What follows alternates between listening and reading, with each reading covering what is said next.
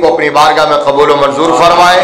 اور اس محفل پاک کو ہم سب کے لیے ذریعہ نجات بنائے، حاضرین کے رزق حلال میں وسعت اور برکت عطا فرمائے، ہمارے ملک کو امن اور سلامتی کا گہوارہ بنائے، کشمیر کے مسلمانوں کو آزادی نصیب فرمائے، جو بلند آواز سے آمین کہے اللہ انہیں مدینہ دکھائے۔ اسلام جس طرح ابھی کریمی صاحب آخری جملے کہہ رہے تھے نا، وہ واقعتاً بابا جی تشریف رکھو، بڑی محبت تھوڑی، اللہ تعالیٰ سلامت رکھے، یہ وہ واقعتاً جملہ ہی ایسا تھا کہ اس کا نشہ آنا چاہیے کہ سنیوں کے مقدر میں لکھ دیا گیا ہے، تو اب میں وہیں سے بات شروع کر لیتا ہوں، مجھے یاد آ گیا تو میں نے کہا وہیں سے چلے بات کو آگے بڑھاتے ہیں۔ وہ یہ ہے کہ ربیع الاول شریف کا چاند جب طلوع ہوتا ہے اور یہ مہینہ آتا ہے تو آپ پوری دنیا کے اندر آپ دیکھیں، غور کریں، سروے کریں اور آپ انویسٹیگیشن کریں، پوری دنیا میں مشرق سے مغرب تک، شمال سے جنوب تک، یورپ سے افریقہ تک اور امریکہ سے ایشیا تک، پوری دنیا میں آپ کو جو مسلمان کہلوانے والے کلمہ گو لوگ ہیں وہ دو دھڑوں میں بٹے ہوئے نظر آئیں گے، حالانکہ فرقے بہت زیادہ ہیں، حالانکہ گروہ بہت زیادہ ہے، رنگ بہت زیادہ، زبانیں بہت زیادہ، لیکن اس موقع پر صرف دو طرح کے لوگ نظر آئیں گے، کلمہ گو، دو طرح کے کلمہ گو لوگ نظر آئیں گے، مسلمان دو طرح کے نظر آئیں گے، مسلمان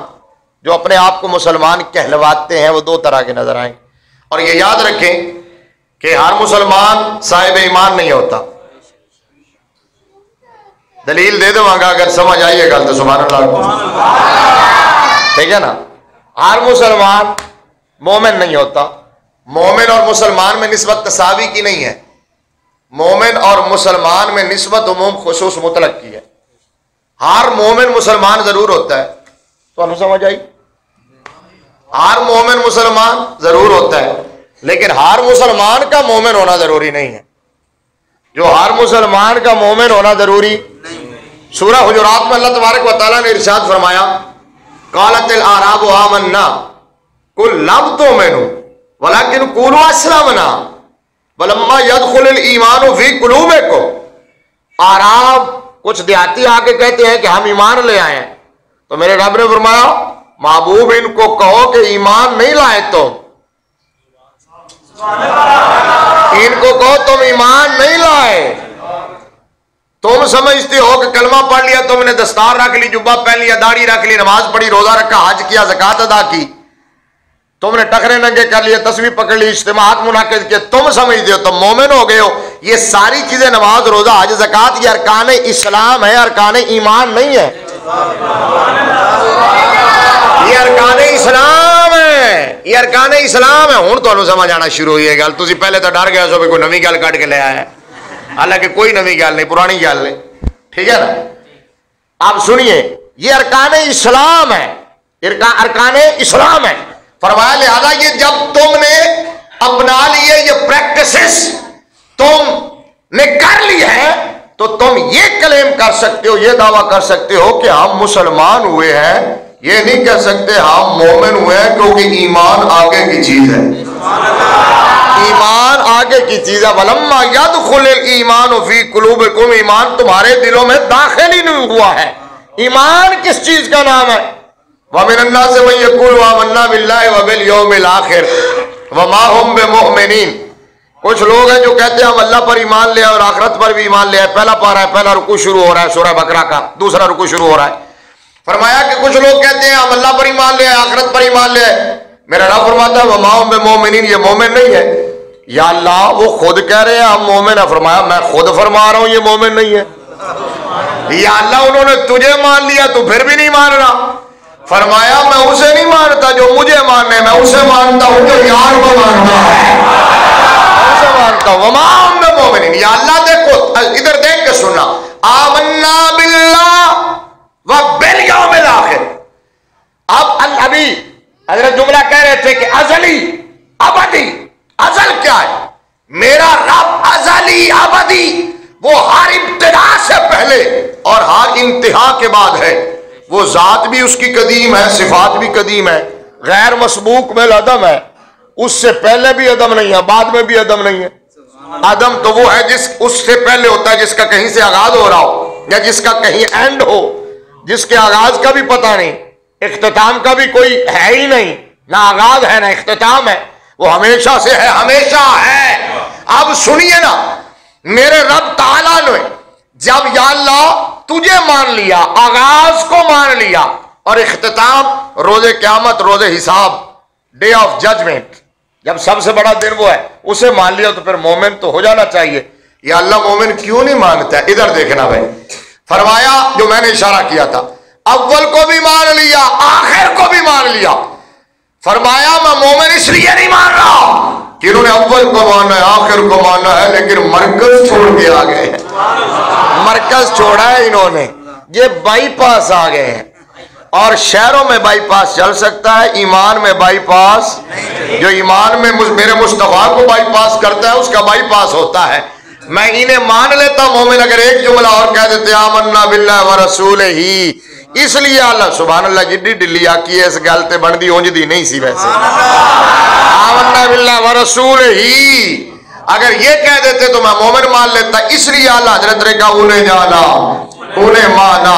نہ رکھا غیر سے کام، للہ الحمد میں دنیا سے مسلمان گیا۔ اور امام ربانی شیخ احمد سرہندی فاروقی رضی اللہ تعالیٰ عنہ نے تو حج کر دی، اور جو جملہ آپ نے مکتوبات شریف میں دے دیا اس کو ہضم کرنا تو ہر کسی کے بس کی بات ہی نہیں ہے، اس کو صرف سنی ہضم کر سکتا ہے، کوئی عاشق اس کو برداشت کر سکتا ہے، اور رضوی بریلوی برداشت کر سکتا ہے جس کا معدہ درست ہو، جس کو بزرگوں نے پھکیاں دے دے کہ اس کا معدہ ٹھیک کر دیا ہو، ٹھیک ہے نا، وہ برداشت کر سکتے ہیں کیونکہ بات اتنی بڑی ہے۔ دوسرے لوگ کہتے ہیں، مثلا میں کھل کے بات کر دیتا ہوں کہ دیوبند مکتبہ فکر کے لوگ کہتے ہیں کہ امام ربانی ہمارے ہیں، مجدد الفسانی وہ کہتے ہیں ہمارے بڑے ہیں، تو میں نے کہا اچھا چلیں ایک لمحے کے لیے میں مان لیتا ہوں کہ وہ تمہارے بڑے ہیں، تو ان کو مانتے ہو ان کی بھی تو مانو۔ امام ربانی نے کہا کیا ہے؟ امام ربانی کا مقام سمجھنا ہے تو اقبال سے پوچھو، اقبال نے کہا حاضر ہوا میں شیخ مجدد کی لحد پر، وہ خاک کے ہے زیر فلک مطلع انوار، اس خاک کے ذروں سے شرمندہ ہے ستارے، جس میں پوشیدہ ہے وہ صاحب اسرار، گردن نہ جھکی جس کی جہانگیر کے آگے، جس کے نفس گرم سے ہے گرمی احرار، وہ ہند میں سرمایہ ملت کا نگہبان، اللہ نے بر وقت کیا جس کو خبردار۔ وہ امام ربانی، اب جملہ سنو یار، جملہ یہ ہے، مکتوبات شریف کے اندر آپ نے ایک مکتوب کے اندر یہ جملہ لکھا، آپ فرماتے ہیں من خدائے عز و جل را برائے آ دوست میدارم کہ آ رب محمد است، فرماتے ہیں لوگوں میں تو رب کو بھی اس لیے مانتا ہوں کہ وہ میرے محمد کا رب ہے، وہ میرے محمد کا رب ہے۔ اب جن نے فتوہ لانا ہو امام ربانی تے لانا، حوالہ دکھانا میرا کام، ٹھیک ہے نا، میں چھوٹا مولوی ہوں، فتوہ برداشت نہیں کر سکتا، ٹھیک ہے، اس واسطے فتوہ لانا ہوئے تو امام ربانی دے لانا، حوالہ میں دے مانگا، اور یہ بھی نہیں کہتا کہ اگر میں حوالہ دکھانا میری ذمہ داری ہے۔ لوگ کہتے ہیں، خطیب کہتے ہیں، قاری شہزاد صاحب، شہزاد نام ہے نا آپ کا، وہ خطیب کہتے ہیں جی کہ چور چوری کرے ہاتھ کٹو، تو خطیب جھوٹ بولے زبان کٹو۔ ایک خطیب نے میرے سامنے کیا، میں کہ ہاتھ تھوڑا رکھو کئیاں دیا کٹیاں جان گیا۔ جس کو مفتی سیگا نہ آتا وہ سٹیج پہ اپنے آپ کو مفتی کہے تو جھوٹ بول رہا ہے نا، سمجھ آئی؟ جس کو مناظرے کے مبادیات کا نہ پتا ہو وہ اپنے آپ کو مناظر کہلوائے سٹیج پر تو جھوٹ بول رہا ہے نا۔ جو ذات کا موچی اور سید بن کے بیٹھا ہو سٹیج پر تو جھوٹ بول رہا ہے نا۔ جو پڑیاں بیچ رہا ہومیوپیتھک کی اور اپنے آپ کو ڈاکٹر کہلوائے تو جھوٹ بول رہا ہے نا۔ کبھی کسی یونیورسٹی کا منہ نہ دیکھا ہو تو پھر زبانیں تو بڑے بڑوں کی کٹیں گی۔ میں نے کہا ایسا نہیں ہے، میں صرف اتنی بات کہتا ہوں کہ حوالہ دکھانا میرا کام۔ سبحان اللہ، اپنی مرضی نہ راکھ لو، کیونکہ اگر میں کیا نہ کہ تسی سبحان اللہ کو تو پھر کریمی صاحب ناراض بھی ہو جاندے نے کدی۔